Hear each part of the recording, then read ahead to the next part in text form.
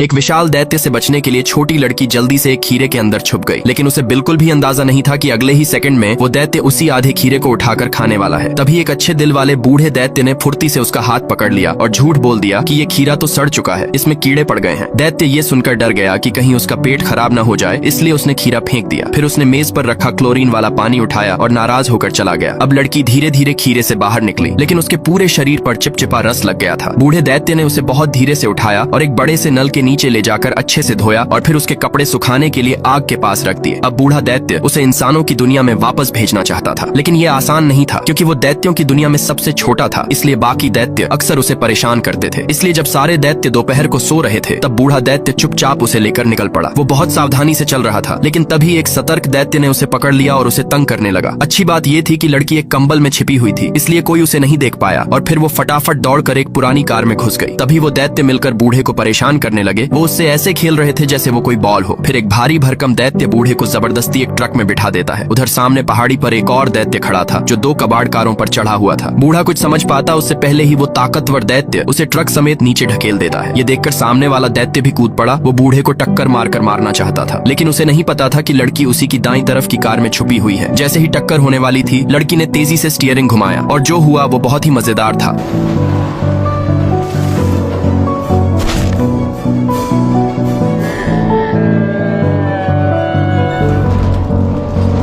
पर वो बूढ़ा एकदम सही सलामत बच गया। ये देखकर सारे दैत्य निराश हो गए और फिर से बूढ़े को सताने के लिए उसके कान खींचने लगे। तभी अचानक साफ आसमान में जोर की बारिश शुरू हो गई और क्योंकि दैत्य देश बहुत ऊंचाई पर था, वहाँ बारिश के साथ बिजली गिरने का भी खतरा होता है। इसलिए डर के मारे सारे दैत्य इधर उधर भागने लगे और बूढ़े को छोड़ दिया। बूढ़े दैत्य ने लड़की को फिर से उठाया, अपना चश्मा पहना और उसे इंसानों की दुनिया में लौटाने के लिए निकल पड़ा।